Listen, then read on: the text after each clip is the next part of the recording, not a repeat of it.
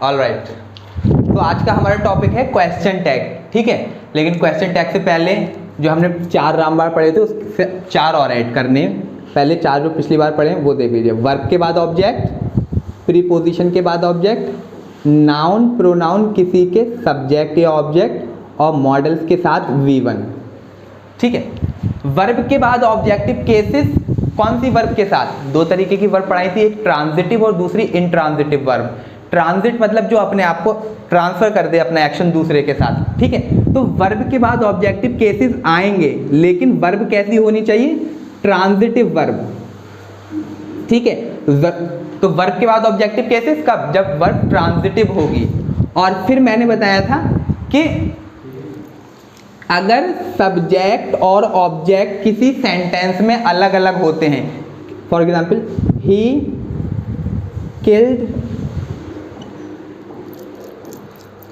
Killed them, जब subject और object sentence में अलग अलग होंगे तब ऑब्जेक्टिव केसेस आएंगे। वरना रिफ्लेक्सिव प्रोनाउन में हमने पढ़ा है कि रिफ्लेक्सिव प्रोनाउन भी तो ऑब्जेक्टिवल नेचर शो करते हैं, ऑब्जेक्ट की तरह यूज करते हैं। तब अगर जब सब्जेक्ट और जो वर्ब का एक्शन है वो दोनों सेम हो, ही एंजॉयड हिमसेल्फ, ही एंजॉयड हिम। अब देखिए ही एंजॉयड हिम, यहाँ पर जो सब्जेक्ट है और वही ऑब्जेक्ट है। जब सब्जेक्ट और ऑब्जेक्ट दोनों सेम होते हैं तो उस केस में ऑब्जेक्टिव केस नहीं आता है, बल्कि रिफ्लेक्सिव केस आता है, रिफ्लेक्सिव केस वाला प्रोनाउन। तो ही एंजॉयड हिम की जगह हिमसेल्फ हो जाएगा। हिमसेल्फ क्यों हो जाएगा? क्योंकि सब्जेक्ट और ऑब्जेक्ट दोनों सेम हैं। तो वर्ब के बाद ऑब्जेक्टिव केसेस आएंगे कब? जब सब्जेक्ट और ऑब्जेक्ट डिफरेंट होगा, सब्जेक्ट और ऑब्जेक्ट डिफरेंट होगा। वरना वर्ब के बाद रिफ्लेक्सिव केसेस भी आते हैं कब? जब सब्जेक्ट और ऑब्जेक्ट दोनों सेम हो। ही एंजॉयड हिम, अब देखिए वर्ब हो गया, ये एंजॉय एक ट्रांजिटिव वर्ब है। अब ये वर्ब हो गया। आपको तो ये पता है कि वर्ब के बाद ऑब्जेक्टिव केसेस आते हैं, तो ही एंजॉयड हिम तो ठीक हो जाना चाहिए। गलत है। क्यों? क्योंकि यहाँ पर जो ऑब्जेक्ट है और सब्जेक्ट है वो दोनों सेम हैं। वर्ब का एक्शन रिफ्लेक्ट बैक हो रहा है सब्जेक्ट पर, तो इसी वजह से अब यहाँ पर ऑब्जेक्टिव केस ना आकर रिफ्लेक्सिव केस ऑफ प्रोनाउन आएगा। तो वर्ब के बाद ऑब्जेक्ट आएंगे जब सब्जेक्ट ऑब्जेक्ट अलग हो। All right. फिर वर्ब, जरूरी नहीं कि हमेशा वर्ब के बाद ऑब्जेक्टिव केसेस आए, जब वर्ब ट्रांजिटिव होगी तब आएगा वर्ब के बाद ऑब्जेक्टिव केस, ठीक है। दूसरा प्रीपोजिशन के बाद ऑब्जेक्टिव केस। प्रीपोजिशन के बाद हमेशा ही ऑब्जेक्ट आएगा, क्योंकि प्रीपोजिशन का तो ट्रांजिटिव और इंट्रांजिटिव नहीं होता है, तो इसमें तो हमेशा ही प्रीपोजिशन के बाद ऑब्जेक्टिव केस आएगा। Non pronoun, subject object, main verb के साथ, मॉडल्स के साथ B1, ठीक है। ये 4 रामबाण जो हमने पहले पढ़े थे, उसमें ये आपके समझ में आएगा। ट्रांजिटिव वर्ब के साथ ऑब्जेक्टिव केसेस, और जब सब्जेक्ट और ऑब्जेक्ट डिफरेंट हो, सेम, तब ऑब्जेक्टिव केस नहीं, रिफ्लेक्सिव केस, ठीक है। अब 4 रामबाण और ऐड करेंगे, पहले 2 फिर कल नेक्स्ट में 2। वो क्या है देखो, इसी में ऐड कर देते हैं।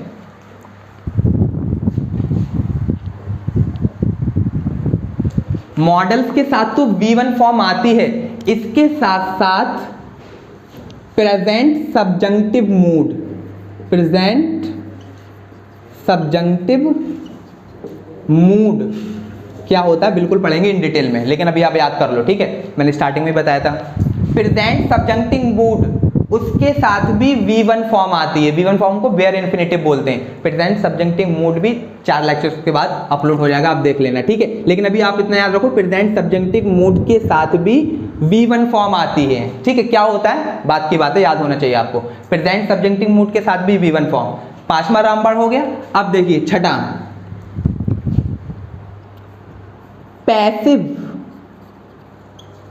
पैसिव सेंटेंसेस में हमेशा वर्ब की थर्ड फॉर्म बी के साथ। अब बी की कौन कौन सी फॉर्म होती है? इज, आर, एम, वॉज, वर वगैरह। तो पैसिव सेंटेंसेस में हमेशा वर्ब की थर्ड फॉर्म बी के साथ आती है। ये 6ठी रामबाण हो गई। कोई भी पैसिव सेंटेंस है उसमें बी की फॉर्म के साथ वर्ब की थर्ड फॉर्म आती है, ठीक है। अब आप एक चीज और देखिए, छठी सातवीं,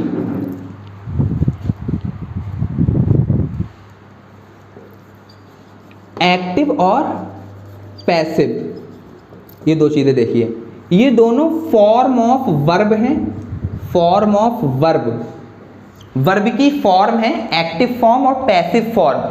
एक्टिव फॉर्म वर्ब की वो फॉर्म होती है जो ये बताती है कि जो सब्जेक्ट है, सब्जेक्ट वो डूअर ऑफ द एक्शन है, doer of the action. Active form क्या बताती है, वर्ब की वो फॉर्म जिसमें हमें ये पता होता है कि जो सब्जेक्ट है वो डूअर ऑफ द एक्शन है। और पैसिव फॉर्म बताती है कि सब्जेक्ट जो है वो डूअर ऑफ द एक्शन नहीं है बल्कि रिसीवर ऑफ द एक्शन है, receiver of the action. Means passive form में जो सब्जेक्ट लिखा होगा वो रिसीवर होगा, उसका डूअर नहीं होगा, ठीक है। सब्जेक्ट तो होगा लेकिन वो एक्शन परफॉर्म नहीं करेगा। So active form of the verb क्या बताती है कि सब्जेक्ट जो उसमें यूज किया गया है वो डूअर ऑफ द एक्शन है। For example, he killed Ram, he killed Ram, यहां पर जो सब्जेक्ट ही है उसने किल करने का काम किया है, ठीक है। तो ये subject doer of the action हो गया, ठीक है। लेकिन अब आप देखिए, ही वॉज किल्ड बाई, कोई दूसरा नाम लिख देता हूं, रहीम, ठीक, राम लिख देता हूं फिर से, Ram, he was killed by Ram, ठीक है। अब यहां पर देखिए, यहां पर भी ही सब्जेक्ट है लेकिन ये जो सब्जेक्ट है वो एक्शन, क्या किल करने का जो एक्शन है वो इस सब्जेक्ट ने नहीं किया है, ये डूअर नहीं है, इसमें डूअर तो राम है, ठीक है। तो ये पैसिव फॉर्म हो गई। पैसिव फॉर्म मतलब कैसे, जब वॉज बी की ही वेरिएटेड फॉर्म है, ठीक है, पास्ट में आती है, जब वी के साथ वर्ब की थर्ड फॉर्म लिखते हैं तो वो पैसिव होती है। और पैसिव फॉर्म्स वो होती हैं जो ये बताती हैं कि जो सब्जेक्ट है वो डूअर ऑफ द एक्शन नहीं है बल्कि कोई दूसरा है सब्जेक्ट उसका। यहाँ पर ही सब्जेक्ट तो है लेकिन इस वर्ब किल का डूअर नहीं है, ठीक है। तो पैसिव फॉर्म्स बताती हैं कि सब्जेक्ट जो है वो रिसीवर ऑफ द एक्शन है। सिंपली आप इसको ऐसे भी लिख सकते हैं कि subject doer of the action नहीं है, ठीक है। ये सातवीं रामबाण हो गई। क्या क्या ऐड किया, प्रेजेंट सब्जंक्टिव मूड में भी वर्ब की फर्स्ट फॉर्म आती है, मॉडल्स के साथ तो आती है। उसके बाद पैसिव सेंटेंसेस जो होते हैं वो बीई की वेरिएटेड फॉर्म, वेरियस फॉर्म है, उसके साथ वर्ब की थर्ड फॉर्म आती है। जितने भी पैसिव सेंटेंसेस होते हैं they all used third form of the verb. अगर पैसिव का मतलब ही वर्ब की थर्ड फॉर्म है बी के साथ, ठीक है। फिर एक्टिव फॉर्म क्या होती है, एक्टिव फॉर्म ये होती है कि सब्जेक्ट जो है वो एक्शन का डूअर है। एक्टिव फॉर्म में अगर कोई वर्ब लिखी हुई है तो इसका मतलब है कि जो सब्जेक्ट है वही एक्शन परफॉर्म कर रहा है। और पैसिव फॉर्म में अगर कोई वर्ब लिखी हुई है उसके साथ कोई सब्जेक्ट है तो वो ये बताएगा कि ये सब्जेक्ट जो है वो डूअर ऑफ द एक्शन नहीं है बल्कि कोई और है डूअर ऑफ द एक्शन। ये 7 रामबाण हो गए, ठीक है। एक और लास्ट में ऐड कर देंगे, अब आप इनको तीनों को याद कर लीजिएगा, ठीक है। तो मेरा टॉपिक तो क्वेश्चन टैग है लेकिन अब 2 महीने बाद क्लास रिज्यूम हुई है तो 3 रामबाण और, ठीक है। प्रेजेंट सब्जंक्टिव मूड में ही वर्ब की फर्स्ट फॉर्म, ठीक है। उसके बाद ये सारी चीजें बता दी। हो पॉज करके लिख लेना। अब आते हैं हमारा आज का topic question tag. Question tag से क्वेश्चन तो हमेशा ही आता है और जितने भी एंट्रेंस की तैयारी करने वाले होते हैं सबको ये लगता है कि हमें क्वेश्चन टैग आता है बहुत अच्छे से। अब आप देखिए कि क्या है। अगर आपको वर्ब की फॉर्म, देखो सबसे इंपॉर्टेंट है जो same form of the verb है जिसकी तीनों फॉर्म सेम रहती हैं वहां से कोई क्वेश्चन आता है। सबसे पहले क्वेश्चन टैग क्या होता है वो देख लेते हैं।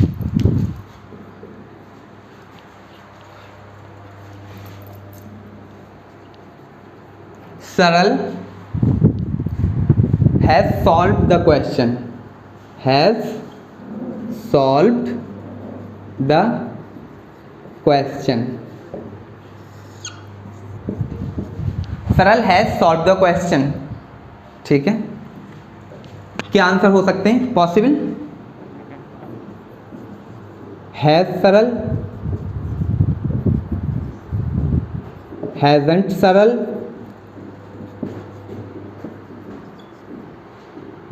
Hasn't he, has he. ठीक है, सब लोगों को पता है कौन सा वाला होगा, हैजंट ही। ये तीनों गलत है, ऐसा क्यों है वो आप देखें पहले। ये क्वेश्चन टैग है, सरल है, सॉल्व द क्वेश्चन। पहला वाला गलत क्यों हो गया? ठीक है, ये स्टेटमेंट है, ठीक है, पॉजिटिव स्टेटमेंट, और ये भी इसका पॉजिटिव टैग हो गया। इसको आप इस तरीके से गलत बोल सकते हैं। अच्छा, कि हमने पढ़ा था पॉजिटिव सेंटेंस में, स्टेटमेंट में पॉजिटिव क्वेश्चन टैग नहीं आता। तो हैजंट सरल, यहाँ पर तो नेगेटिव आ गया, ये हो जाना चाहिए था, लेकिन ये भी गलत हो गया। और हैजंट ही, हैज ही, चलो ये वाला भी गलत हो गया। फिर ये दोनों की क्यों गलत नहीं है? देखो, क्वेश्चन टैग में जो है होता क्या है, ये एक मिनी स्टेटमेंट होता है, मिनी क्वेश्चन। क्वेश्चन टैग एक मिनी क्वेश्चन है, it is a mini question, it is a mini question. अच्छा, एक चीज और ऐड कर देता हूं इसमें, has he not, has he not, ये भी गलत है। ठीक है, मिनी क्वेश्चन है which is used in the sentence in the last of the sentence to get the response, to get the response from the listener। Question tag क्या है? एक मिनी क्वेश्चन होता है जो कि हम लास्ट में किसी सेंटेंस के यूज करते हैं ताकि आप उस लिसनर से उसके बारे में रेस्पॉन्स ले सकें। सरल हैज सॉल्व द क्वेश्चन, यहां पर आपने हैजंट ही कह दिया। अच्छा, हैज ही नॉट क्यों नहीं हुआ या हैज सरल क्यों नहीं हुआ? इसकी वजह यह है कि क्वेश्चन टैग के अंदर हमेशा, क्वेश्चन टैग के अंदर हमेशा जो है वो हेल्पिंग वर्ब प्लस प्रोनाउन आता है।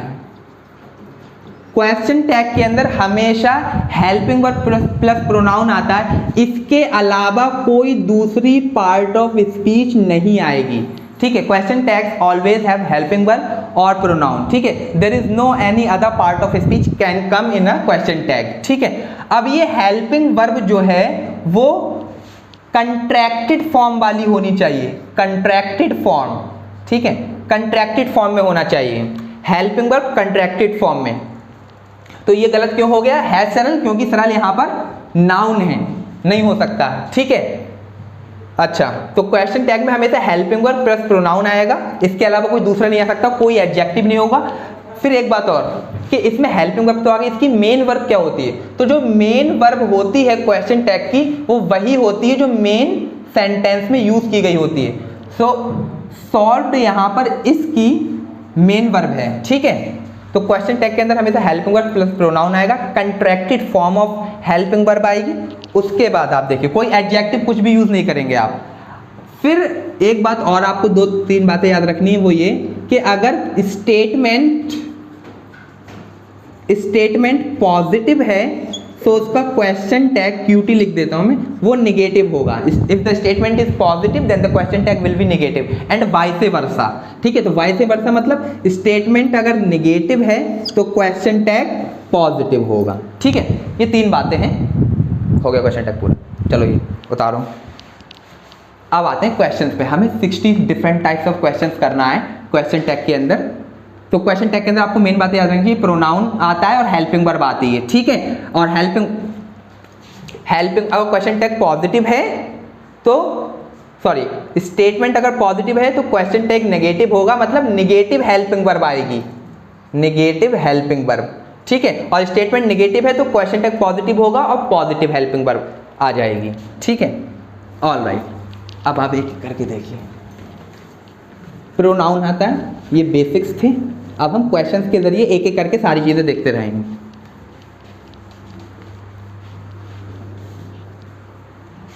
और जो हेल्प, अच्छा अब क्वेश्चन टैग के अंदर आपको सबसे इंपॉर्टेंट ये कि टेंस पहचानना है, ठीक है। देखिए he has a car, question tag बनाना है, ही हैज अ कार। यहां पर वर्ब क्या है, हैज, वर्ब क्या है, हैज। अब आपको ये पता होना चाहिए हैज हेल्पिंग वर्ब नहीं है। अगर has, alone, has, have, had अगर सिंगल तौर पर यूज होती हैं, अलोन यूज होती हैं, तो वहां पर मेन वर्ब का काम करती हैं। तो यहाँ पर ये वर्ब की फर्स्ट फॉर्म है और first form of the verb किस में यूज होती है, प्रेजेंट इंडेफिनिट टेंस में। सो अब यहाँ पर जो टैग आएगा वो भी उसमें है, जो हेल्पिंग वर्ब आएगी वो प्रेजेंट इंडेफिनिट की हेल्पिंग वर्ब आएगी। सो ही हैज अ कार, ये प्रेजेंट इंडेफिनिट का टेंस हो गया, पॉजिटिव है, तो इसकी वजह से हम इसमें क्या कर देंगे, नेगेटिव क्वेश्चन टैग आ जाएगा, डजंट ही, ठीक है, ही हैज अ कार। अब आप देखिए इसी को मैं एक और लिख देता हूं, he has had a car. अब आप देखिए यहां पर हैज हेल्पिंग वर्ब हो गई, तो अब यहां और ये V3 मेन वर्ब हो गई, ठीक है।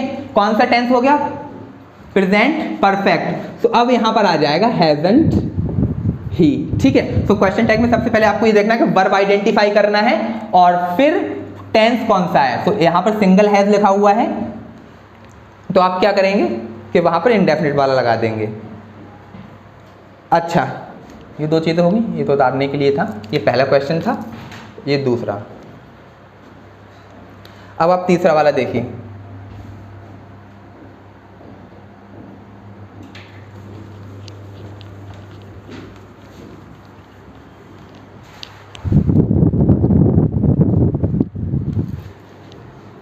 It will make little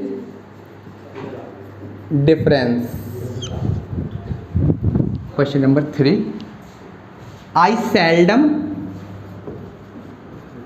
go to the market, question tag, it will make little difference. मैंने आपको पढ़ाया था ये लिटिल डिटरमाइनर में सेल्डम एडवर्ब याद आ गया होगा, adverb of frequency, negative adverb of frequency, negative meaning convey करती हैं, ठीक है। सो ये सेंटेंस देखने में प्राइम से आपको जो है पॉजिटिव लग रहा है, लेकिन इस लिटिल डिटरमाइनर की वजह से ये नेगेटिव है। अब जब नेगेटिव हो गया तो अब इसके साथ क्वेश्चन टैग पॉजिटिव आएगा, फिर फ्यूचर इंडेफिनिट का है तो अब यहाँ पर क्या आ जाएगा, विल इट, ठीक है। वोंट इट नहीं लिखे ना, क्योंकि वहां लिटिल की वजह से ही नेगेटिव हो गया। I seldom go to the market, अब यहां पर ये नेगेटिव हो गया सेल्डम की वजह से, नेगेटिव एडवर्ब फ्रीक्वेंसी है, सो इसका आ जाएगा डू आई, ठीक है। सो ये दो चीजें हो गई। अब आप देखिए मैं लिख देता हूं कि कौन कौन से वर्ड्स जो अगर सेंटेंस में लिखे हुए हैं अगर पाए जाएंगे तो उनका पॉजिटिव क्वेश्चन टैग बनेगा। तो वो आप लिख लीजिए कि इफ द स्टेटमेंट हैज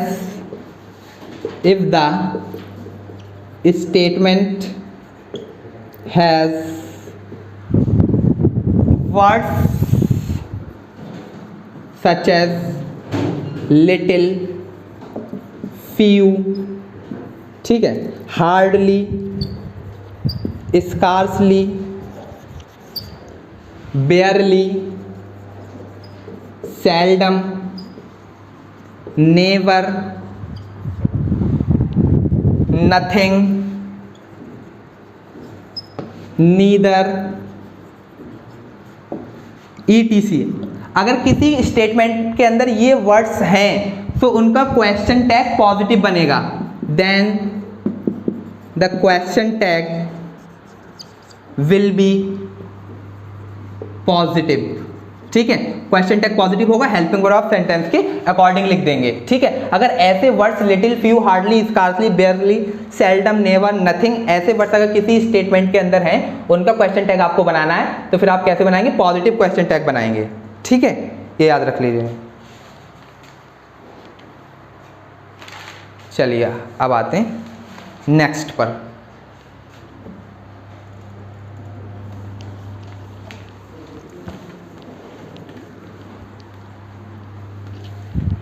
हमारा क्वेश्चन टैग का 5th क्वेश्चन है,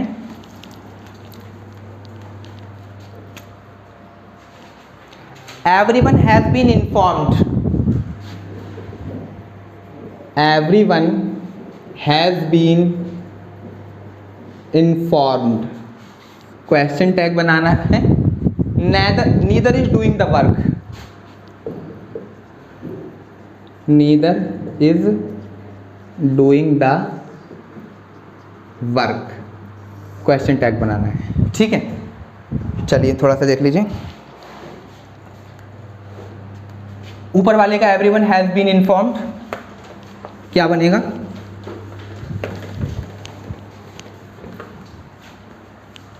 अब आप एक देखिए, एवरीवन, समवन, एवरीबॉडी, समबडी, ये प्यूपिल्स के लिए यूज़ किए जाते हैं। ठीक है, लोगों के लिए। और ये डिटरमाइनर भी होते हैं, इसके साथ साथ प्रोनाउंस भी हैं। ठीक है, डिवीज़न के लिए ये डिस्ट्रीब्यूटिव हैं, डिस्ट्रीब्यूटिव्स हैं, डिस्ट्रीब्यूट कर देते हैं। लेकिन अगर जब आप इनको और अपने साथ सिंगुलर वर्ब लेते हैं, जब ये क्वेश्चन टैग में ऐसे वर्ड्स यूज होंगे, ठीक है, तो उस केस में आप, सॉरी क्वेश्चन टैग में बोल रहा हूँ, स्टेटमेंट में, तो उस केस में आप यहाँ पर कोई सब्जेक्ट लिखेंगे। हमने एक कोई कंफ्यूजन ये आ सकती है, जल्दी से बोल रहा हूँ, कि अगर जब कोई नंबर डेफिनेट नहीं हो, किसी का जेंडर डेफिनेट नहीं हो, तो हम उसकी जगह ही को प्रेफर करते हैं। तो क्वेश्चन ये आ सकता है, everyone has been inform, present perfect है, हैजंट ही। ठीक है, लेकिन ये नहीं होगा, इसका क्या होगा? हैजंट दे। डिवीजन का है, लेकिन अब जब सबकी बात होगी तो उसमें third person personal pronoun subjective case वाला दे लिखेंगे। ठीक है, तो एवरीवन हैज बीन इन्फॉर्म्ड है, और अब यहाँ पर जो वर्ब आएगी वो भी इसके अकॉर्डिंग आएगी, हैवंट, सॉरी वो धोखे से लिख गया था, हैवंट दे। ठीक है, सो अगर किसी क्वेश्चन टैग में एवरीवन, समवन, एवरीथिंग, समबडी ऐसे वर्ड्स लिखे हुए हैं, ठीक है, उनके साथ जब आप क्वेश्चन टैग बनाओगे तो सब्जेक्ट के तौर पर आप किसको लिखोगे? थर्ड पर्सन प्रोनाउन दे को। ठीक है, दे को प्रेफर करेंगे। याद रख लीजिए, एवरीवन, समवन, एवरीबॉडी, समबडी अगर किसी सेंटेंस में सब्जेक्ट के तौर पर लिखे गए हैं तो क्वेश्चन टैग में इनके लिए आप जो सब्जेक्ट यूज करेंगे वो दे करेंगे, ना कि ही। ठीक है, अब नेक्स्ट देखिए, neither is doing the work. हाँ, इसमें ये भी लिख लीजिए, नाइदर, नाइदर भी आपको पता है डिटरमाइनर है, प्रोनाउन भी है। Neither is doing the work, अब नाइदर नेगेटिव हो गया तो अब क्या हो जाएगा? इसका पॉजिटिव क्वेश्चन टैग बनेगा, आर दे। ठीक है, तो नाइदर इज डूइंग वर्क का हो जाएगा are they. All right,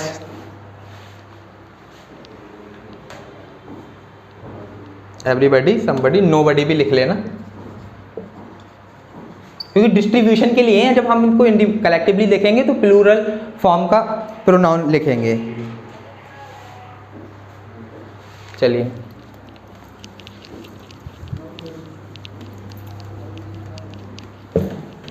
question number 7 देखिए,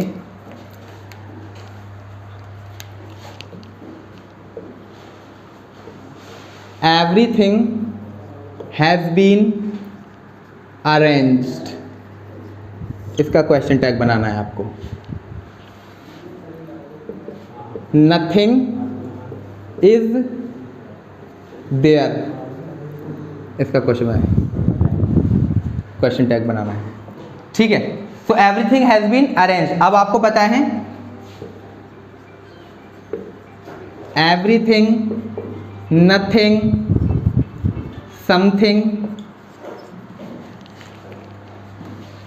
ये सब चीज़ों के लिए यूज़ होते हैं, प्यूपिल के लिए भी यूज़ होते हैं और नॉन लिविंग चीज़ों के लिए। Everything, nothing, something, ETC। अगर ये किसी सेंटेंस में, ये यूज़ किसके लिए होते हैं? नॉन लिविंग्स के लिए।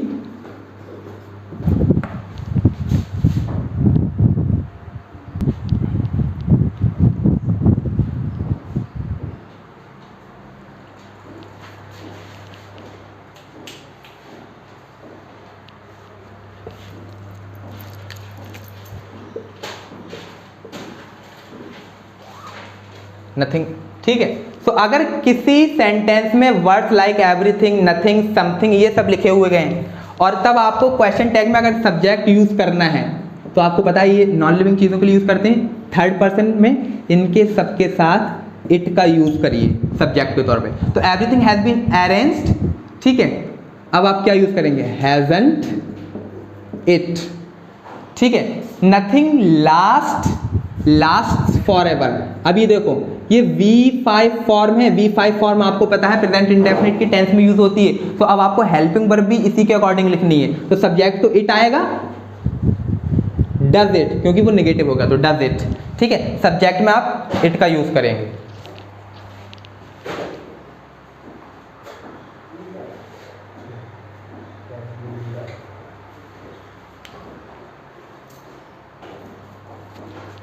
All right,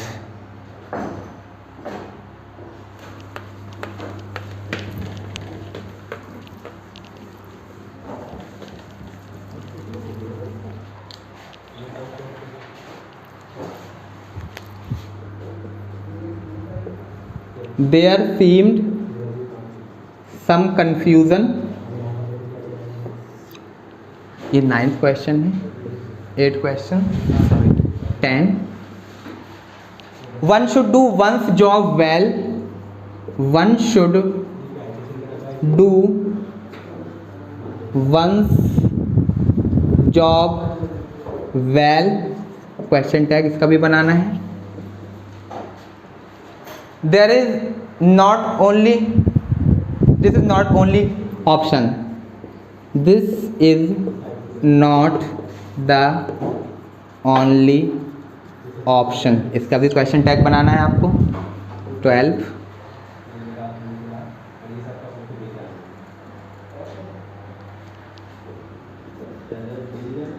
those were missing from there, इसका भी क्वेश्चन टैग बनाना है। चलिए, सबसे पहले इसको बनाने से पहले कुछ देख लेते हैं। ये देखिए, आप आधा मिटा देता हूँ। आपको पता है देयर जो है वो मजबूरी के तौर पर हम इंट्रोडक्टरी सब्जेक्ट के लिए लिखते हैं, ठीक है। हालांकि ये एडवर्ब ऑफ प्लेस है, लेकिन हम इसको इंट्रोडक्टरी सब्जेक्ट की तरह भी लिख सकते हैं, ठीक है। सो अगर कहीं वर्ड देयर दिया हुआ है एज एन इंट्रोडक्टरी सब्जेक्ट, तो क्वेश्चन टैग में इसके साथ आप देयर ही एज ए सब्जेक्ट यूज करेंगे, ठीक है। अब दिस इज नॉट, दिस देख लीजिए, दिस दैट,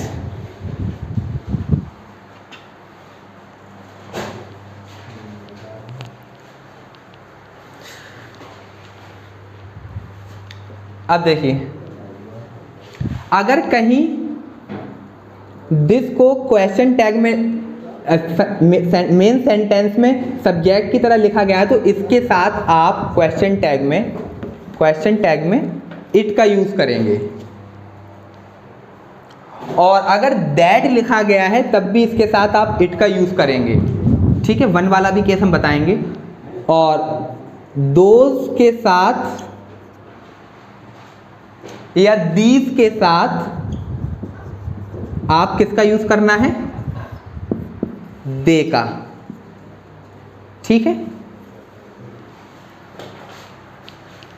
अगर ये एज ए सब्जेक्ट यूज किए गए हैं, ये तो एडवर्ब है, सिर्फ और सिर्फ इंट्रोडक्टरी सब्जेक्ट की तरह यूज होता है, इसका कोई अपना फिक्स्ड नंबर नहीं होता। There is a king, there were 2 kings, तो अगर ये सब्जेक्ट होता तो इसका कोई फिक्स्ड नंबर होता, लेकिन अब देयर इज अ किंग और देयर आर 2 किंग्स दोनों ग्रामेटिकली ठीक है, ठीक है। देयर के साथ इज भी आ रहा है, आर भी आ रहा है। अगर सब्जेक्ट होता है जैसे इट है, सो तब हम उसको मान लेते कि प्रोनाउन है, लेकिन देयर मजबूरी के तौर पे इंट्रोडक्टरी सब्जेक्ट के लिए यूज करते हैं। इसका जो पार्ट ऑफ स्पीच है वो प्योरली एडवर्ब है, एडवर्ब ऑफ प्लेस, ठीक है। सो अगर ये वर्ड्स दिए हुए हैं देयर, तो इसका क्वेश्चन टैग में सब्जेक्ट देयर, दिस का दिस, दैट का इट, दोज और दीस का दे। 1 का केस देखिए, मैंने शायद 1 वाला आपको पढ़ाया भी था कि 1 के खुद के अपने केसेस होते हैं, सब्जेक्टिव केस, उसके बाद ऑब्जेक्टिव केस, 1 वंस, ठीक है, ऑब्जेक्टिव केस, और फिर वन सेल्फ। अगर ये प्रोनाउन सब्जेक्ट की तरह यूज हो रहा है, लेकिन वन जो है डिटरमाइनर भी है। फॉर एग्जाम्पल आप इसको देखें,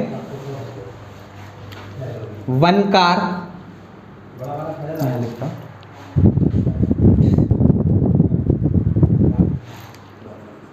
वन कार वॉज मिसिंग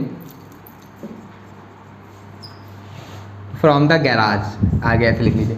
अब यहां पर जो वन है वो इस नाउन की क्वालिटी बता रहा है, तो यहां पर ये वन क्वालिटी बता रहा है, डिटरमाइनर हो गया। एडजेक्टिव आप बोलिए, डिटरमाइनर बोलिए, ठीक है, फर्क बताएंगे बाद में एडवांस वाली क्लास में। ये एडजेक्टिव हो गया, तो अब यहाँ पर ये सब्जेक्ट नहीं है। जब वन सब्जेक्ट की तरह यूज ना हो तब इसके साथ क्या लगेगा, ठीक है, तब तो आपको जो है सब्जेक्ट क्वेश्चन टैग में जिस नाउन के लिए वन यूज किया गया है उसके अकॉर्डिंग लिखना है। लेकिन जब one as a subject use हो, जैसे कि यहाँ पर one should do one's duty, अब यहाँ पर वन डिटरमाइनर नहीं है, कोई नाउन नहीं है इसके साथ, सब्जेक्ट है, ठीक है, खुद। तो जब वन खुद सब्जेक्ट की तरह यूज हो रहा है, तो सब्जेक्ट का अपना खुद का वन के केसेस होते हैं, सब्जेक्टिव और रिफ्लेक्सिव केसेस, तो उस केस में आप वन का वन ही लिखेंगे। तो वन का वन, अगर वन सब्जेक्ट की तरह यूज हो रहा है, डिटरमाइनर की तरह यूज होगा, तब उस केस में आप नहीं करेंगे। अब आप देखिए, देयर सीम्ड सम कंफ्यूजन, ठीक है, अब देख लीजिए V2 फॉर्म है, V2 फॉर्म पास्ट इंडेफिनिट में यूज होती है, पॉजिटिव है तो नेगेटिव बन जाएगा, डिडंट देयर, ठीक है, तो डिडंट देयर हो जाएगा इसका। One should do one's job well, one should do one's job well, अब यहां पर क्या होगा, नेगेटिव आ जाएगा, शुडंट। अब सब्जेक्ट जो है वो वन ही हो जाएगा, क्योंकि यहां पर वन सब्जेक्ट की तरह यूज किया गया है, ठीक है। This is not the only option, this is not the only option, तो अब इसमें क्या आ जाएगा, इजंट इट, ठीक है। There is nothing, those were missing from there, those were missing from there, तो दोज के साथ भी आपको क्या करना है, दे का यूज करना है, want दे, ठीक है।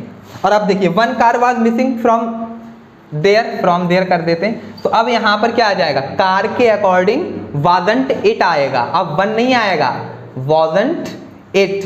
क्यों, क्योंकि अब यहां पर वन एडजेक्टिव की तरह यूज हुआ है, सब्जेक्ट की तरह यूज नहीं हुआ है, और जब सब्जेक्ट की तरह यूज नहीं हुआ है तो आप सब्जेक्टिव केस बना के नहीं लिखेंगे, यहां पर सब्जेक्ट की तरह यूज हुआ है, ठीक है। तो याद कर लेना, there as a introductory subject use किया गया है सेंटेंस में, तो क्वेश्चन टैग में भी देयर, दिस दैट का इट, दोज दीस का दे, और वन एज ए सब्जेक्ट तो वन ही रहेगा।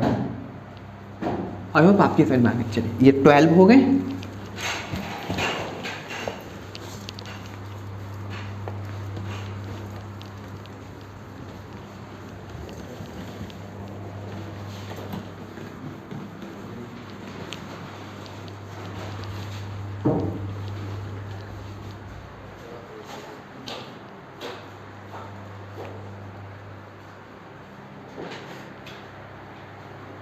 अब देखिए next 13 sorry, some of you can solve this question, question tag बनाना है, ये 13 नंबर है।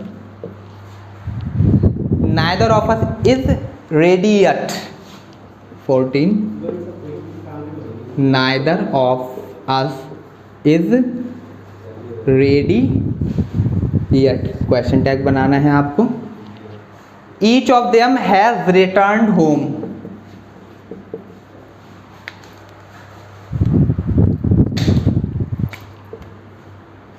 each of them has returned home, इसका भी क्वेश्चन टैग बनाना है आपको। ऑल राइट, अब पहले इन 3 के बनाना है। Some of you can solve this, neither of us is ready yet, each of them has returned home। अब आप देखिए ये सम, नाइदर, ईच, ये टोटल पार्ट है, इसको इंडिविजुअल के लिए आप या कुछ पार्ट्स के लिए ही तो यूज करते हैं सम, ठीक है, नाइदर भी इसी तरीके से टोटल का कुछ पार्ट, ठीक है, और ईच भी टोटल में से हर एक को इंडिविजुअल के लिए। तो अगर ऐसी कोई कंडीशन हो, some of you, neither of us, each of them, ठीक है, तो अब यहाँ पर टोटल की बात चल रही है कि आप सब में, आप लोगों में से कुछ ही क्वेश्चन सॉल्व कर सकते हैं क्या, नहीं कर सकते। तो अब जो क्वेश्चन टैग में सब्जेक्ट आएगा वो सम के अकॉर्डिंग नहीं आएगा, क्योंकि सम तो इंडिविजुअल पार्ट को रेफर कर रहा है, बल्कि इस प्रीपोजिशन, वो सम जिसके लिए यूज किया गया है उसके अकॉर्डिंग आएगा सब्जेक्ट। तो some of you can solve this. तो अब यहाँ पर सब्जेक्ट सम के अकॉर्डिंग क्या आना चाहिए था, सम मैंने लिखवाया था कि दे, सम के अकॉर्डिंग दे आना चाहिए था समबडी, लेकिन उसके अकॉर्डिंग नहीं आएगा क्योंकि अभी टोटल की बात चल रही है यहाँ पर। तो यहाँ हो जाएगा कांट यू, क्योंकि सब्जेक्ट यहाँ पर ऑब्जेक्टिव कैसे होगा, can't you. Neither of us is ready yet. अब यहाँ पर देखो टोटल की बात चल रही है, तो अब सब क्वेश्चन टैग में सब्जेक्ट इस नाइदर के अकॉर्डिंग नहीं आएगा, बल्कि ये नाइदर जिसके लिए यूज किया गया है अस के लिए, उसके अकॉर्डिंग आएगा। तो neither of us is ready yet. तो अब सब्जेक्ट में, क्वेश्चन टैग में जो सब्जेक्ट आएगा वो वी आएगा, ठीक है, क्योंकि अस जो है वो ऑब्जेक्टिव केस है, इसका सब्जेक्टिव केस वी होता है। तो neither of us is ready yet, अब वर्ब क्या आ जाएगी, आर वी, ठीक है। दिस इज वेरी इंपॉर्टेंट, बहुत ज्यादा। Each of them has returned home. अब यहाँ पर ये ईच के अकॉर्डिंग नहीं आएगा क्योंकि सबकी बात चल रही है, ठीक है। तो अब जो सब्जेक्ट आएगा वो इस देम के अकॉर्डिंग आएगा, और ये जो देम है ये दे का ऑब्जेक्टिव केस है, तो इसका सब्जेक्टिव केस लिख दें आप दे, ठीक है। अब जब हेल्पिंग वर्ब आएगी तो इसके अकॉर्डिंग आएगी, पॉजिटिव सेंटेंस है तो haven't they. This is extremely important, ठीक है, ये बहुत ज़्यादा इंपॉर्टेंट है।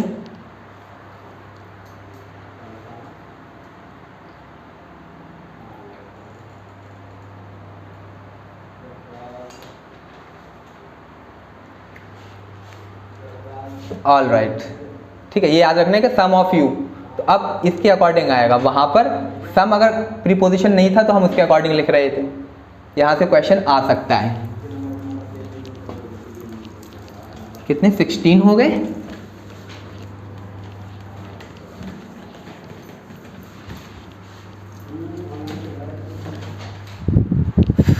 चलिए, सॉरी 16 नहीं, चलिए 17 लिख देते, 18, 19, 20। When they arrived, he has escaped. When they arrived, he has escaped. He has escaped. Question tag. They were singing but he was dancing. They were singing but he was dancing. Question tag. I think it will rain today. चलिए पहले ये दो देखिए। They were arrived, he has escaped.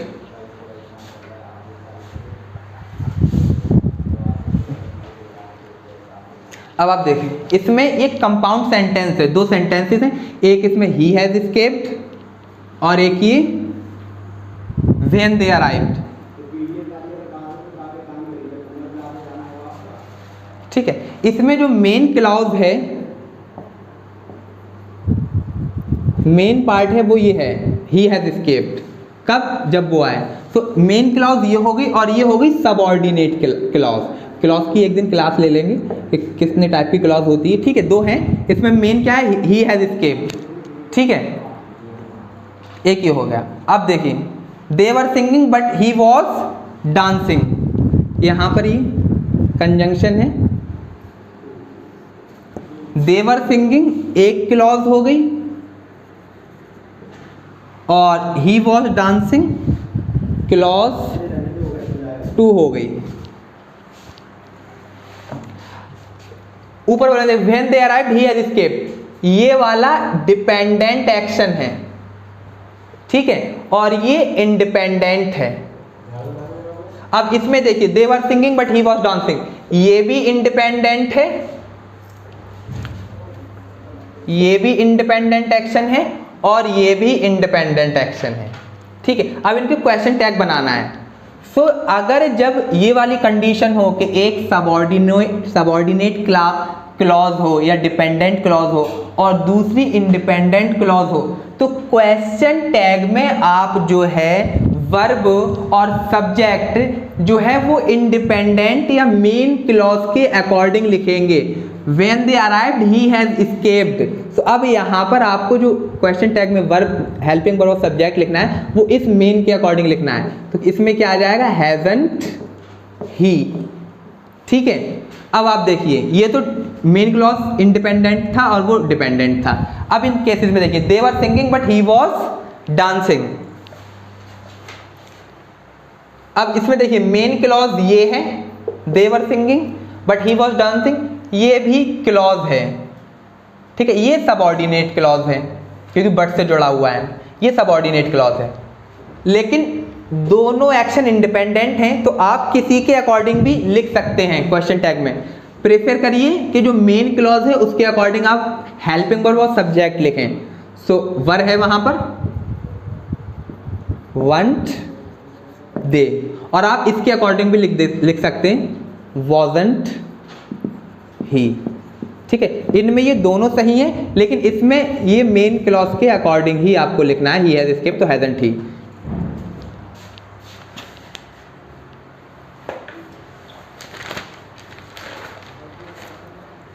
All right, 18 हो गए। Now let's come to the question number 19। ठीक है, main clause के अकॉर्डिंग।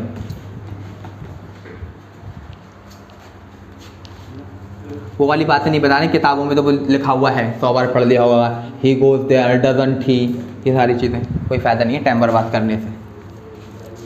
और ऐसा यहाँ से क्वेश्चन भी नहीं आते। चलिए अब देखें, आई think it will rain today. 20 है ना ये, 21 देखें। चलिए मैं अपना लेट, मेरे नाम लिखा हुआ है, Kazim go. I think it will rain today. अब आप देखिए ये जो थिंक है ये ओपिनियन है किसी की। ठीक है, मेन स्टेटमेंट क्या है, मेन स्टेटमेंट ये है। तो आप क्वेश्चन टैग में मेन स्टेटमेंट के अकॉर्डिंग ही हेल्पिंग वर्ब लिखेंगे। ठीक है, तो it will rain today, won't it, let Kazim go. अब थोड़ा सा पहले मैं इसमें बताऊंगा आपको। देखिए बहुत सारे तरीके के सेंटेंसेस होते हैं जिसमें से एक इम्पेरेटिव सेंटेंस होता है। अब इसको आप याद कर लेना, इम्पेरेटिव सेंटेंसेस। इम्पेरेटिव सेंटेंसेस क्या होते हैं, ऑर्डर होते हैं, रिक्वेस्ट होती हैं। ठीक है, ऑर्डर, रिक्वेस्ट, डिमांड, जो सेंटेंसेस शो करते हैं उनको इम्पेरेटिव सेंटेंसेस बोलते हैं। ठीक है, इम्पेरेटिव सेंटेंसेस मेन वर्ब से स्टार्ट होते हैं। ठीक है, stop there at once. Imperative sentences की पहचान ये कि ये मेन वर्ब से स्टार्ट होते हैं और इसमें आप जो है लिसनर कौन होता है, मेरे सामने जिससे बात कर रहा हूं, सो सेकेंड पर्सन लिसनर, और प्रोनाउन में एक ही सेकेंड पर्सन के लिए है, वो है यू।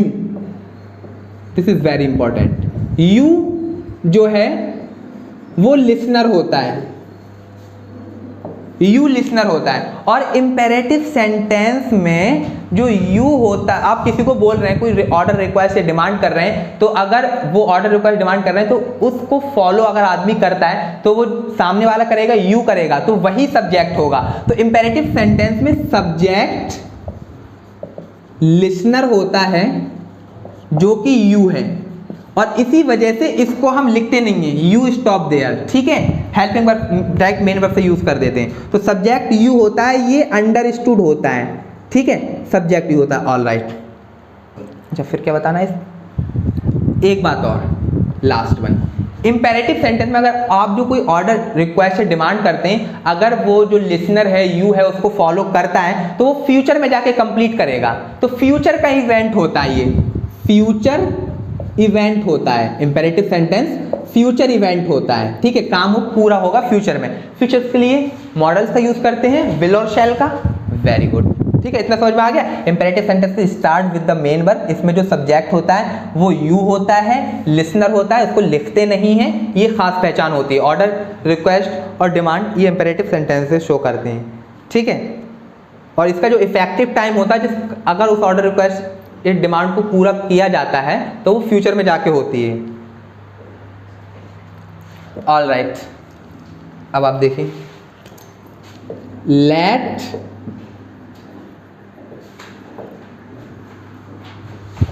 ठीक है। तो आपको पता है, देखो ये लेट क्या है? वर्ब है, और इसका सब्जेक्ट कौन है?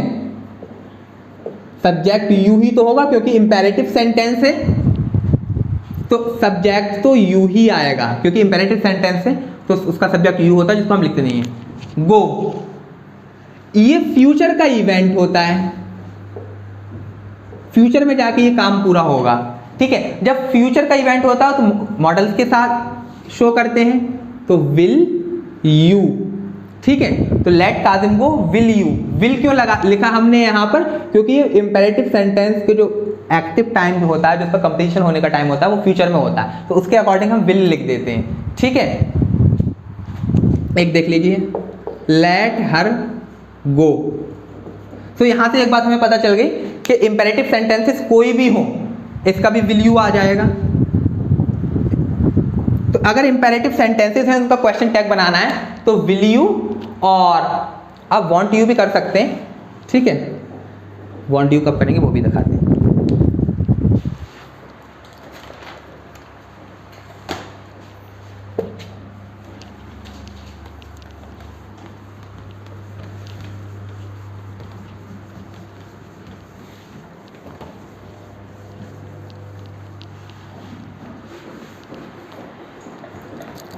मॉडल थोड़े बहुत पढ़े होंगे आपने। प्लीज हेल्प मी, सब्जेक्ट तो यू ही होगा, इंपेरेटिव सेंटेंस है। प्लीज हेल्प मी, अब क्वेश्चन आता है यहाँ पे क्या लिखें? विल, शैल, ठीक है, वुड, ये तो सारे इंपेरेटिव सेंटेंस का जो खानदानी क्वेश्चन टैग है वो विल यू तो है ही, विल यू तो खानदानी है, ये तो किसी भी इंपेरेटिव सेंटेंस का होगा। लेकिन अगर इन डिटेल में जब आपने मॉडल्स पढ़ लिया है तो आपको पता है कि विल शैल का यूज़ कहाँ करते हैं, वुड का यूज़ कहाँ करते हैं, तो विल यू तो हो ही जाएगा, ठीक है। और इसके बाद आप वुड यू भी कर सकते हैं इसके साथ, और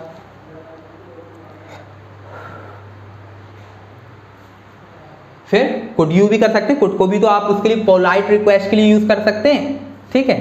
so please help me, will you, shall you, would you, could you, ये सब लिख सकते हैं आप।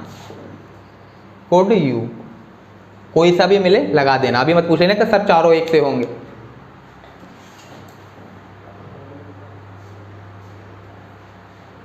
ठीक है, सब हो जाएंगे इसमें। अच्छा, ये क्या थी? एक रिक्वेस्ट थी, तो आपको पोलाइट रिक्वेस्ट शो करने वाले मॉडल्स यूज कर दिए। अब मैं आपको leave the office at once, class में बोलूंगा आपसे, leave the class at once,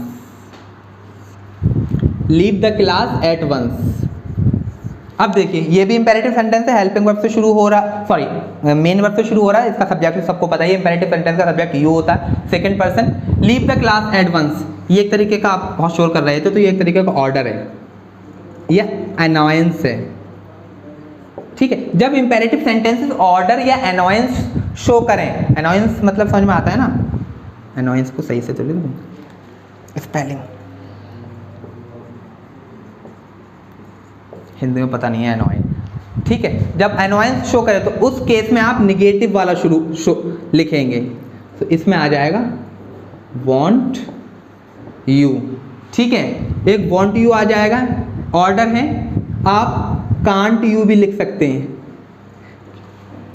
क्योंकि यहाँ इस वाले पर्टिकुलर सेंटेंस से अनोयंस शो किया जा रहा है, ठीक है। तो कांट यू,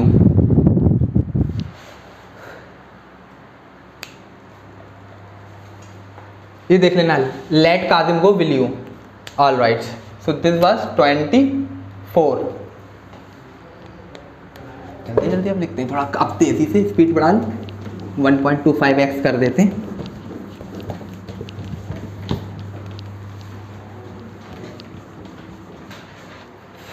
चलिए, लेट्स हैव सम रेस्ट, नहीं वैसे बोल रहा हूं मैं, let's have some rest, let's have some rest. मैं किसी से बोल रहा हूँ तो मैं अकेला तो रेस्ट नहीं करूँगा, अगर suppose if you are here तो दोनों लोग साथ में रेस्ट करेंगे। तो ये जो लेट्स है ये इम्पेरेटिव सेंटेंस है, लेकिन आप लेट्स वाला देखिए, अगर मैं किसी से कहूँगा let's have some rest, let's play, तो उसमें सिर्फ और सिर्फ आप अकेले तो नहीं खेलेंगे, दूसरा भी खेलेगा। तो अगर यहाँ मैं सब्जेक्ट की बात करूँ तो आप भी रेस्ट, आप भी खेलोगे और सामने वाला भी खेलेगा। तो सब्जेक्ट यू प्लस आई है, प्लूरल मीन्स वी, ठीक है। तो लेट्स हैव सम रेस्ट, अब इतना तो समझ में आ गया ना। तो अब ये क्या है, इंपेरेटिव सेंटेंस, सजेशन है। अब यहां पे वी फ्यूचर का इवेंट है, तो अब क्या आ जाएगा, शैल बी, ठीक है। लेट्स हैव सम रेस्ट, ये जरूर याद रख लेना। देखो लेट में और लेट्स में, लेट में जब आप कहते हो तो उसमें आप और सामने वाला यू दोनों ही काम करते हैं, दोनों ही सब्जेक्ट होते हैं। तो लेट्स हैव सम रेस्ट में शैल बी। अच्छा नाउ लेट्स, अब एक देखिए, I am waiting hair, question tag बताना है आपको। I am not waiting hair, I am not waiting hair, I am waiting hair, I am not waiting hair. इसका तो सब लोग बहुत आराम से बना देंगे, ये तो मैंने ऐसे लिख दिया। I am not waiting hair क्या आ जाएगा, एम आई, क्योंकि नेगेटिव है तो पॉजिटिव हो गया। इसका क्या आना चाहिए, किताबों में लिखा हुआ आंट आई, ठीक, गुनाहे कबीरा। अब पहले आप इसको थोड़ा सा देख लो किस तरीके से। क्वेश्चन टैग में कंट्रैक्टेड फॉर्म लिखी जाती है, मैं आपको फिर से एक बार दिखाता हूँ, इसको मैं दोबारा से लिख दूंगा, ठीक है। वो तो एम आई हो जाएगा क्योंकि नेगेटिव था, पॉजिटिव हो गया।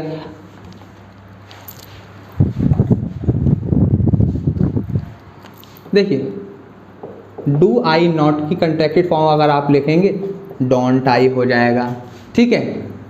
डज आई नॉट की लिखेंगे डजंट आई हो जाएगा। हैव आई नॉट की लिखेंगे क्योंकि कंट्रैक्टेड फॉर्म लिखी होती है। अगर कहीं ये भी क्वेश्चन टैग में ऐसे लिखा हुआ आ जाए गुनाहे कबीरा, लिख मत देना, कंट्रैक्टेड फॉर्म में ही लिखना है आपको क्वेश्चन टैग, हैवंट आई हो जाएगा। अगर मैंने इसको लिखना है एम आई नॉट को एमंट आई, एमंट आई, ये तो कभी आप लिख ही नहीं पाएंगे। अच्छा एमंट आई, फिर क्या कर सकते हैं, अब दो ऑप्शन बचे क्योंकि प्रेजेंट का है, एक बचा इजंट आई और दूसरा बचा आरंट आई, आरंट आई। सवाल के देखिए, आपको पता है कि जो सिंगुलर वर्ब्स होती हैं, सिंगुलर वर्ब्स V5 फॉर्म या ठीक है वगैरह वाली singular verbs third person subject, उनके लिए यूज होती हैं singular verbs third person subject. अब इजंट आई क्यों नहीं हो सकता, क्योंकि आई तो फर्स्ट पर्सन सब्जेक्ट है और ये है सिंगुलर वर्ब, तो सिंगुलर वर्ब तो हमेशा थर्ड पर्सन के साथ होती है, Ram Shyam third person, noun सब थर्ड पर्सन में आते हैं, तो ये गलत हो जाएगा। प्लूरल वर्ब को आप यूज कर सकते हैं, सो आंट आई सही होता है, ठीक है। आंट आई, इजंट आई क्यों नहीं होगा, और एमंट आई तो कोई वर्ड ही नहीं होता। सो एम आई नॉट का कंट्रैक्टेड फॉर्म आंट आई किस वजह से होती है, समझ में आ गया, आई होप आ गया होगा, समझदार हैं आप माशाल्लाह सब। उसमें आ जाते हैं क्वेश्चन पे, ठीक है, कि किस तरीके से सिंगुलर वर्ब्स को आप थर्ड पर्सन के लिए यूज करते हैं और आई जो है फर्स्ट पर्सन है, तो आप फर्स्ट पर्सन के लिए तो प्लूरल वर्ब यूज कर सकते हैं।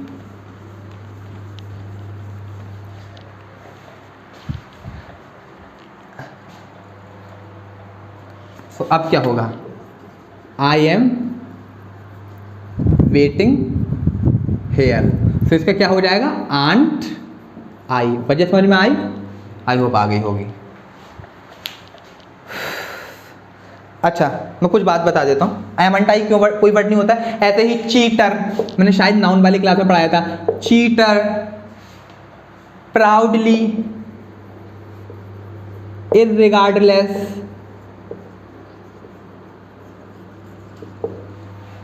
ठीक है, बाउंडेशन, ETC, ठीक है। चीटर तो बहुत होगा, अरे भैया फला चीटर है, बहुत सारे लोग कहते हैं।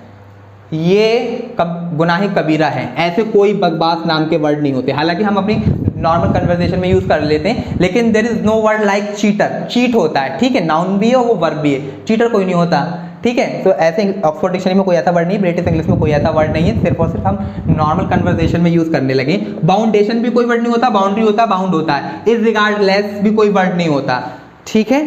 सॉरी, इररिगार्डलेस बोल रहा हूँ, regardless, I am sorry, regardless भी कोई वर्ड नहीं होता। अगर ये वर्ड कहीं पेपर में लिखे आ जाए, गुनाही कबीरा है, फौरन गलत मार देना। अच्छा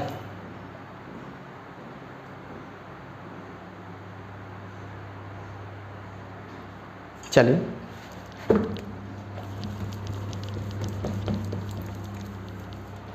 इसको मिटन बोलते हैं, याद कर लेना, मिट्स, शॉर्ट में तो सिंगल है मिट, ग्लव्स दूसरे होते हैं, फर्क देख लेना गूगल पर, मिट, मिटन्स वर्सेस ग्लव्स।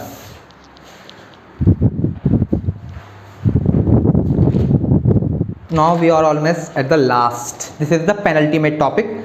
और मैं कितने 24 हो गए। Now I am going to write 10 questions, 5 here 5 there, उसको भी देखिए आप। They need not go, they need not go, they need to गो,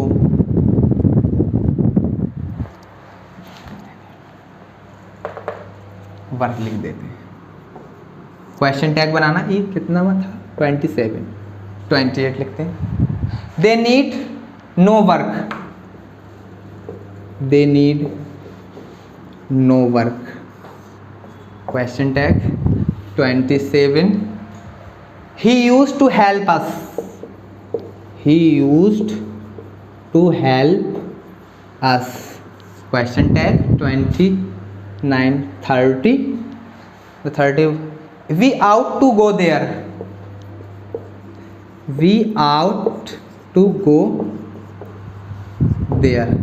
इसके बाद एक बहुत प्यारा सा कंसेप्ट है, बहुत छोटा सा, और इस बार क्वेश्चन आएगा, आई कैन गारंटी यू। इस क्वेश्चन टैग के बाद खत्म हो जाएगा, तो वही बताएंगे, 5 मिनट में हो जाएगा। You have to obey them, have to obey them. Alright, let's discuss first of all these 5। They need not work, models में मैंने पढ़ाया था, मॉडल्स के साथ अभी रामबाण में बताया V1 फॉर्म आती है, नीड और डेयर मॉडल्स भी होती हैं, उसके साथ साथ मेन वर्ब होते हैं। एनीवे, यहाँ पर नीड क्या है, मेन वर्ब है या मॉडल है, ठीक है। ये सब्जेक्ट हो गया, डायरेक्ट ये आ गया, यहाँ पर नीड मॉडल है, समझ गए होगा, रिपीट करने की जरूरत नहीं है। दे नीड नो वर्क, यहाँ पर ये मेन वर्ब है, ठीक है। अब देखिए, तो वहां पे मॉडल है, तो अब हेल्पिंग वर्ब की तरह यूज हो जाएगी मॉडल खुद, तो नीड दे हो जाएगा, इसका नॉट लिखा हुआ नेगेटिव है तो पॉजिटिव हो जाएगा। अब नीड दे क्यों लिख दिया, समझ में आ गया होगा कि मॉडल है वहां पर। दे नीड नो वर्क, यहाँ पर मेन वर्ब है, ठीक है। कैसी है ये, V1 फॉर्म है, V1 फॉर्म है, प्रेजेंट इंडेफिनिट हो गया।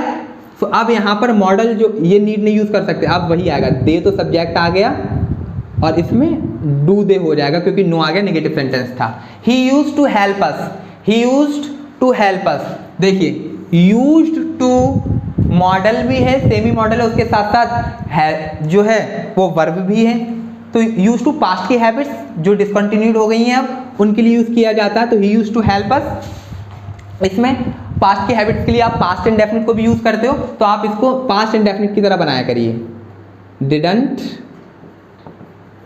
ही, ठीक है। यूजंट ही भी कर सकते हैं, लेकिन पास्ट की हैबिट्स को पास्ट इंडेफिनिट के थ्रू भी शो करते हैं, तो डिडंट ही वाला कर दीजिए, पास्ट इंडेफिनिट की हेल्पिंग वर्ब आ गई। We ought to go there,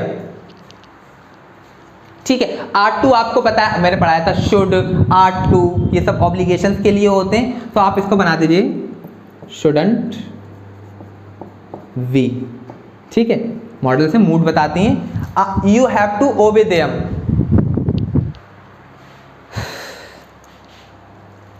अब देखिए यहां पर याद रख लेना, यहां पर हैव जो है वो प्रेजेंट इन, यहां पर V1 फॉर्म है, ये हेल्पिंग वर्ब नहीं है। अगर कहीं आप कर दो हैवंट यू, ठीक है, यहाँ पे V1 फॉर्म है और ये टू ऑबे इन्फिनेटिव है, इसका ऑब्जेक्टिवल नेचर शो कर रहा है। तो अगर कोई ये कहे कि हैवंट यू तो गुनाह कबीरा हो जाएगा, वहाँ पे V1 फॉर्म है, तो इसमें क्या आ जाएगा, डोंट यू। ठीक है, अगर ये हेल्पिंग वर्ब होती तो इसके साथ कोई थर्ड फॉर्म आती, हैव के साथ थर्ड फॉर्म आती है, तो वहाँ पे हेल्पिंग वर्ब होती है हैव हैज हैड, वरना फिर अगर इंडिविजुअली आएंगी तो वो पास्ट प्रेजेंट इंडेफिनिट हो जाएंगी, हैव हैज और हैड हो जाएगा पास्ट इंडेफिनिट। ठीक है, जैसे कि मैं लिख देता हूँ यहाँ पर, यहाँ देखिए, they had some doubts, question tag बनाना है, दे हैड सम डाउट्स। अब यहाँ पर देखिए हमारे दिमाग में बहुत बार बता दिया, अगर आप गलती मत कर देना, गुस्सा आ जाएगा बहुत। दे हैड सम डाउट्स, यहाँ पर ये हेल्पिंग वर्ब नहीं है, मेन वर्ब है। अगर हेल्पिंग वर्ब होती तो इसके साथ कोई वर्ब की थर्ड फॉर्म मेन वर्ब में आता। अब ये V2 फॉर्म है हैव की, और V2 फॉर्म पास्ट इंडेफिनिट में यूज होती है, तो दे हैड सम डाउट्स क्या आ जाएगा, पास्ट इंडेफिनिट की हेल्पिंग वर्ब आप यूज करोगे, डिडंट दे। Got it? अच्छा,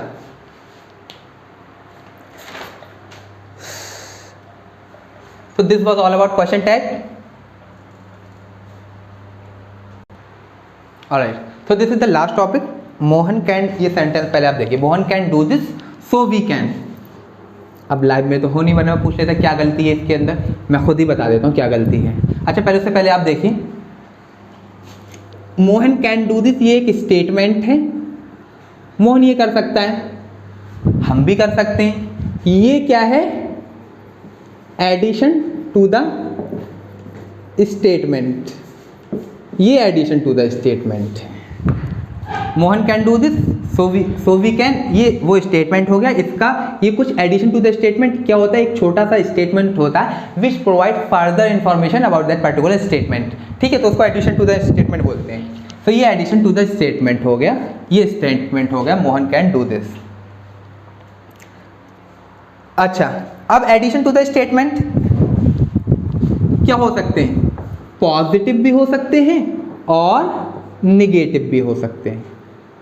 तो अच्छा, पहले मैं इसका सबके दिमाग में ही चलता होगा, इसका करेक्ट क्या होगा, तो इसका ये हो जाएगा सो कैन बी, ये सही इसका अंक होगा और ये वाला गलत हो जाएगा। ठीक है, addition to the statement positive भी हो सकते हैं और निगेटिव भी हो सकते हैं, इससे कोई लेना देना नहीं है हमें मेन स्टेटमेंट से। अगर addition to the statement positive है और निगेटिव है तब क्या करते हैं, pay attention over it carefully.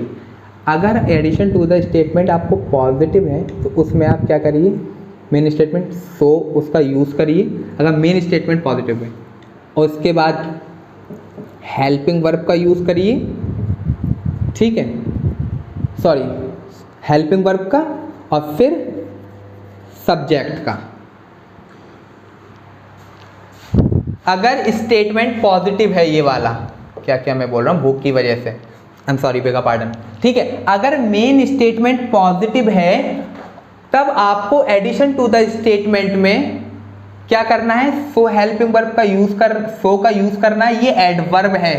ठीक है, सो एडवर्ब का यूज करना है, फिर हेल्पिंग वर्ब, फिर सब्जेक्ट। हेल्पिंग वर्ब उसके अकॉर्डिंग आ जाएगा, मेन स्टेटमेंट के अकॉर्डिंग, जो मेन स्टेटमेंट में हेल्पिंग वर्ब यूज की गई है। फिर से सुन लो एक बार, अगर मेन स्टेटमेंट पॉजिटिव है तो उसका एडिशन टू द स्टेटमेंट, जो कि मैंने बता दिया क्या होता है, एडिशनल इन्फॉर्मेशन बताता है, छोटा स्टेटमेंट होता है, वो आपको लिखना है। तो आप सो एडवर्ब का यूज़ करिए, हेल्पिंग वर्ब का यूज़ करिए, उसके बाद सब्जेक्ट का यूज़ करिए। शायद कभी थोड़ा सा याद हो, मैंने इन्वर्जन में थोड़ा सा टॉपिक बताया था आपको, एडवर्ब पढ़ा रहा था कि हेल्प सब्जेक्ट से पहले हेल्पिंग वर्ब का यूज़ करते हैं तो इन्वर्जन बोलते हैं, तो वही इन्वर्टेड फॉर्म है, जस्ट लाइक दैट। ठीक है, तो पॉजिटिव स्टेटमेंट ये हो गया। अगर मेन स्टेटमेंट निगेटिव है, ठीक है, निगेटिव भी हो सकता है, वो लिख के भी बताऊंगा मैं आपको, तो उस केस में आप क्या करेंगे, नाइदर या नॉर एडवर्ब का यूज करेंगे, फिर हेल्पिंग वर्ब, फिर सब्जेक्ट, ठीक है, नाइदर या नॉर या फिर हेल्पिंग वर्ब और सब्जेक्ट। अच्छा, तो Mohan can do this, this नहीं लिखा था। अब ये देखिए, ये पॉजिटिव स्टेटमेंट है, तो इसका एडिशन टू द स्टेटमेंट भी पॉजिटिव होगा। सो और एडिशन टू द स्टेटमेंट जब पॉजिटिव होता है, सो हेल्पिंग वर्ब का, सो एडवर्ब का यूज करते हैं, उसके बाद हेल्पिंग वर्ब फिर सब्जेक्ट। इतना समझ में आ गया? ठीक है, ये ऊपर लिख लीजिए, इस वाले को नीचे लिखना, कहीं भी लिखो, अभी मर्जी है। अब देखें, हम 4-5 में सेंटेंसेस लिखता हूँ और फिर उनके एडिशन टू द स्टेटमेंट आपको बताने हैं, और फिर एक क्वेश्चन लिखूंगा जो बहुत प्यारा सा सवाल है, किसी एग्जाम में आया, गूगल पे जाके देखना किस में आया। ठीक है, दे आर प्रिपेयरिंग वेल। अब लाइव क्लास में होते मैं पूछ लेता वेल का एडजेक्टिव, लेकिन आप हो नहीं।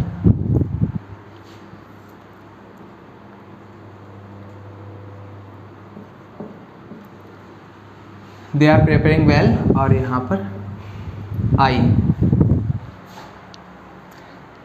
कमल hit the boy, Kamal hit the boy.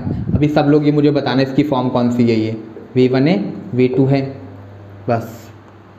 ठीक, Kamal hit the boy other boys.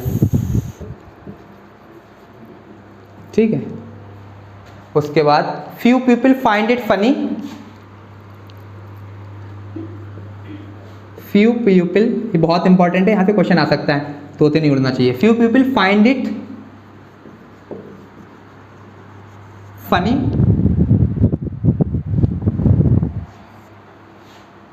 We, मैंने सबके सब्जेक्ट लिख दिए। चलिए पहले इन 3 को देख लेते हैं। They are preparing well, subject सबके मैंने पहले लिख दिए हैं। Kamal hit the boy other boys, few people find it funny, we, सबके सब्जेक्ट लिखे हुए हैं। ठीक है, ऑल राइट, बताया था कि ये स्टेटमेंट हो गया और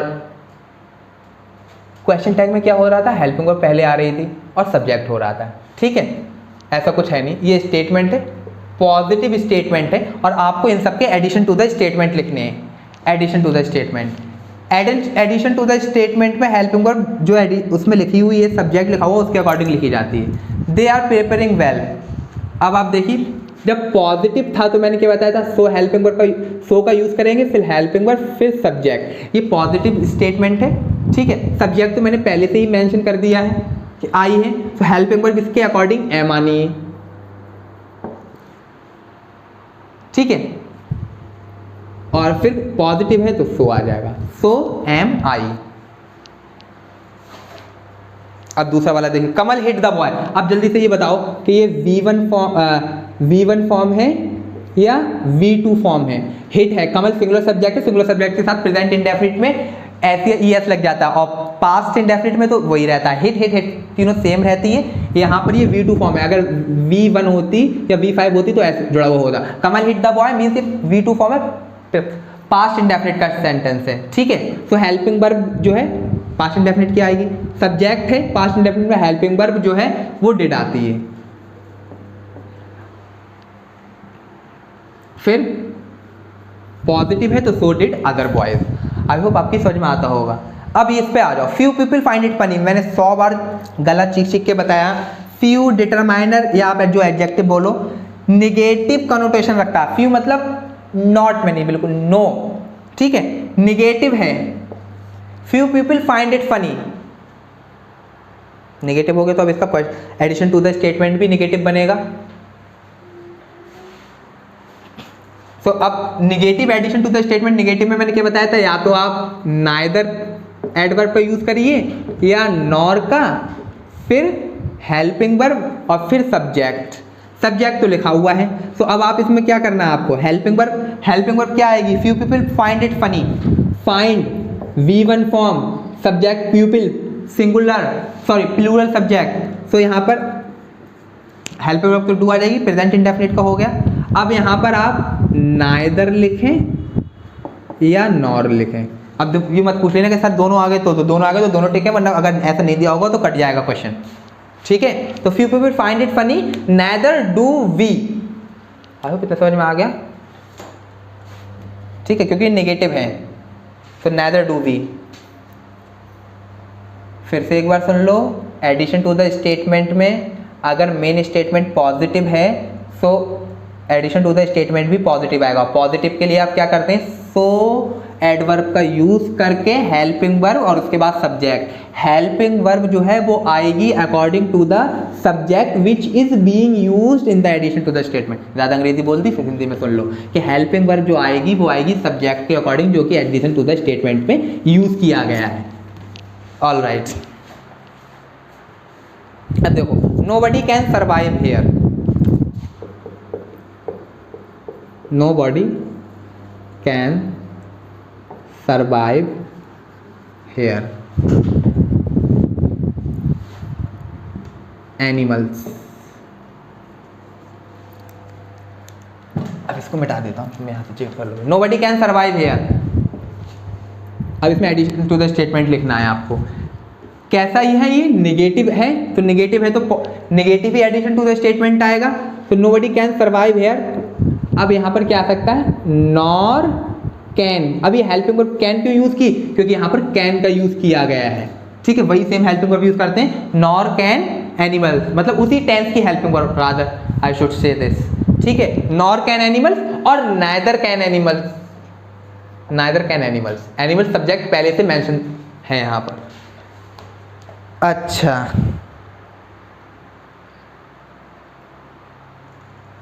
अब ये दो देखो, ये बताओगे तो फिर चॉकलेट वॉकलेट तो कुछ नहीं मिलेगी।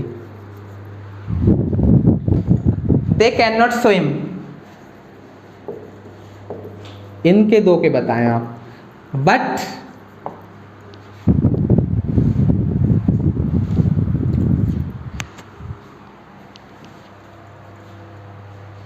दे कैन नॉट स्विम, ये दो हैं। इसके बाद दो प्यारे से क्वेश्चंस लिखूंगा।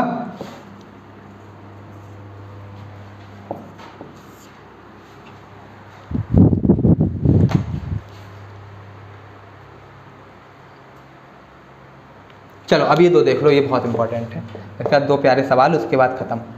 They can not swim but, आपको पता है बट जो है कंजंक्शन है, कंजंक्शन इन डिटेल में अभी और एडवांस वाला पार्ट रहेगा वो बताएंगे।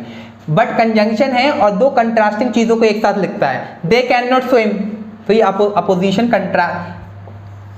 कंट्राडिक्शन शो करेगा, ठीक है। बट कंजंक्शन और एंड जो है इक्विवेलेंट चीजों को जोड़ता है। ये दोनों चीजें आपको कंजंक्शन में अगर पता होंगी तब ये कर पाएंगे। They can not swim but I can,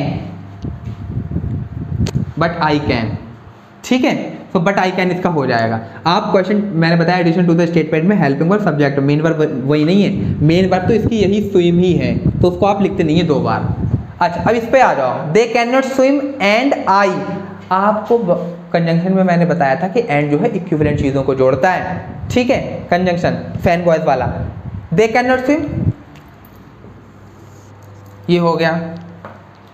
और ये निगेटिव है, सब ध्यान देते रहिए यहाँ पर, ठीक है।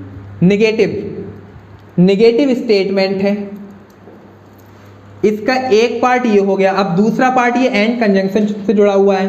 अब एडिशन टू द स्टेटमेंट भी यहां पर आएगा। एडिशन टू द स्टेटमेंट मैंने बताया था क्या हो सकता है, जब निगेटिव होगा मेन क्वेश्चन तो उसमें क्या हो सकता है, नाइदर, फिर हेल्पिंग वर्ब, फिर सब्जेक्ट, या फिर नॉर हेल्पिंग वर्ब फिर सब्जेक्ट। अगर मेन स्टेटमेंट नेगेटिव में है तो एडिशन टू द स्टेटमेंट इन दोनों में से एक बनेगा। अच्छा ये मेन स्टेटमेंट तो नेगेटिव में है, लेकिन अब आप देखो यहां पे मैंने क्या किया, सब्जेक्ट को हम मिटा देते हैं, इसको सब्जेक्ट को पहले ही लिख दिया। अब मैं इसको कैसे लिख सकता हूं, आई नाइदर कैन, ये तो गलत हो जाएगा, नेदर आई कैन, तब ये ठीक हो जाता। लेकिन अब यहां पर तो neither can I, am sorry, neither can I, लेकिन यहाँ पर तो ये सब्जेक्ट पहले ही लिखा हुआ है, तो अब आप नेदर कैन आई और नॉर कैन आई दोनों नहीं लिख सकते क्योंकि सब्जेक्ट बाद में होना चाहिए था। अब आई यहाँ पर पहले लिखा हुआ है, ठीक है। तो अब नेगेटिव ये भी है, नेगेटिव ही लिखना है आपको, इसमें भी इक्विवेलेंट चीज़ रखनी है नेगेटिव। तो अब इसका क्या होगा वो सुन ले लो, देखो पता है इसका होगा I can't either, I can't either, ठीक है। ईदर भी जो है नेगेटिव सेंस कन्वे करता है, नॉन असर्टिव मीनिंग कन्वे करता है। सो आप आई कांट ईदर, अब यहाँ पर सब्जेक्ट आप देखें, हेल्पिंग वर्ब देखें और ईदर, ये भी तो एडिशन टू द स्टेटमेंट का ही पार्ट है, addition to the statement, negative addition to the statement. तो अब हमें एक बात पता चल गई कि अगर negative addition to the statement आपको लिखना है तो आप किसका यूज़ कर सकते हैं, neither nor plus helping verb फिर सब्जेक्ट, या फिर सब्जेक्ट हेल्पिंग वर्ब और ईदर एडवर्ब का। अगर जब सब्जेक्ट पहले होगा और हेल्पिंग वर्ब बाद में होगी, negative addition to the statement लिखना है तो ईदर का आप लिखिए, ठीक है। आई होप आपके समझ में आएगा। Now let's come to the 2 questions जो किसी एग्जाम में आए हुए हैं, वो आप उनको सही करिए, मैं ऑप्शंस भी दूंगा। बहुत इंपॉर्टेंट है, यहाँ से क्वेश्चन आ जाएगा, बच्चों से नहीं होगा तोते उड़ जाएंगे। ये बैंकिंग वाली स्ट्रीम का है।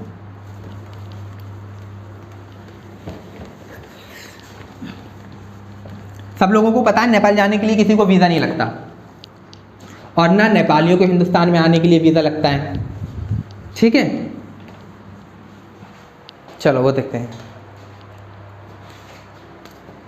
देखो, India doesn't require Nepali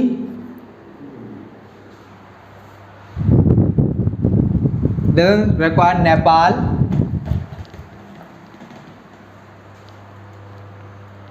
Nepali citizens to have visa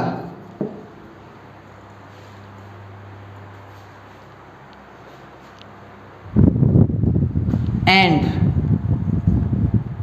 अब इसका एडिशन टू द स्टेटमेंट के ऑप्शंस देख लो।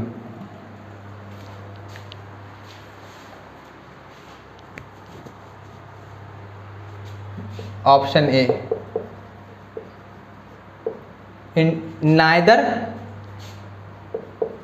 Nepal does, option B,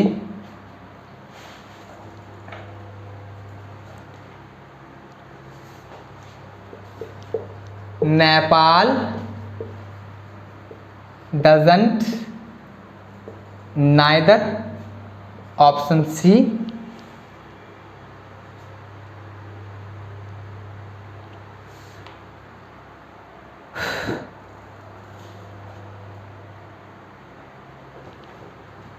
Nepal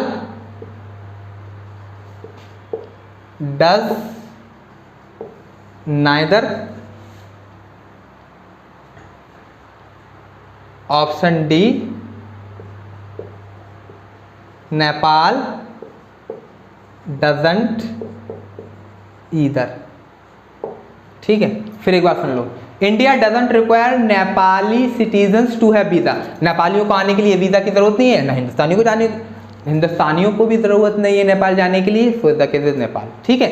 सो अब हमें ये तो मेन स्टेटमेंट हो गया, निगेटिव है तो एडिशन टू द स्टेटमेंट भी लिखना है, लेकिन एंड कंजंक्शन से जुड़ा हुआ है, इक्विवेलेंट रखना है, नेगेटिव भी आना चाहिए। चलिए पहले वाले ऑप्शन को चेक करते हैं। Neither Nepal does, neither Nepal does हो सकता है, नाइदर नेपाल डज क्यों नहीं हो सकता, लेकिन नाइदर नेपाल डज ये addition to the statement negative होते हैं, तो उसमें क्या आता है आपको पता है, neither plus helping verb plus subject. तो ये वाला गलत क्योंकि सब्जेक्ट पहले आ गया।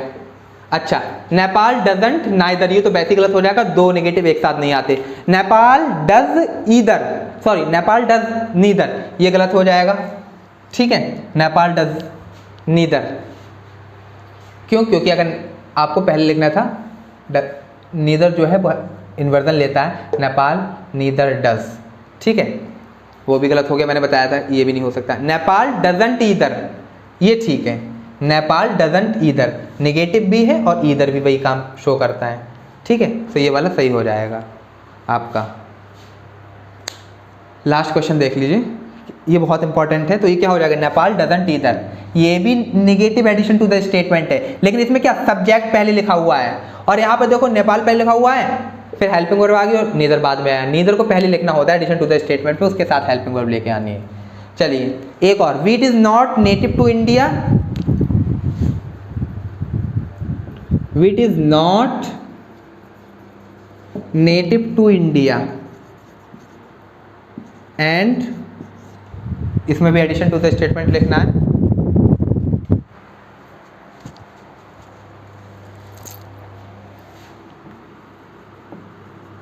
Neither barley is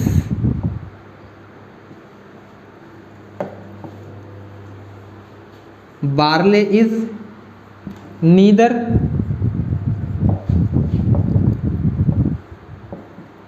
either is barley, barley isn't either, और इसमें भी इजंट है, ठीक है। फिर से देख लो, wheat is not native to India, wheat जो है वो हिंदुस्तान में नहीं पैदा हुआ, इसी तरीके से बार्ले भी नहीं है। ये एक स्टेटमेंट हो गया, नेगेटिव है, इसका एडिशन टू द स्टेटमेंट भी नेगेटिव होना चाहिए, एंड कंजंक्शन से जुड़ा हुआ है। नीदर बार्ले इज, जब नीदर आ गया तो उसके बाद हेल्पिंग वर्ब आनी चाहिए, इन्वर्जन लेता है तो ये वाला गलत हो गया। बार्ले इज नीदर, ये भी गलत, ठीक है, एडिशन टू द स्टेटमेंट में। ईदर इजंट बार्ले, ईदर को पहले नहीं लिखते, ये आ जाएगा बार्ले इजंट ईदर, निगेटिव भी हो गया और सही भी हो गया, तो बार्ले इजंट ईदर। तो this was all about the question tag और एडिशन टू द स्टेटमेंट, अच्छे से देख लेना। फिर नेक्स्ट टर्न पर मिलते हैं इंशाल्लाह। नेक्स्ट हमारा टॉपिक होगा मूड।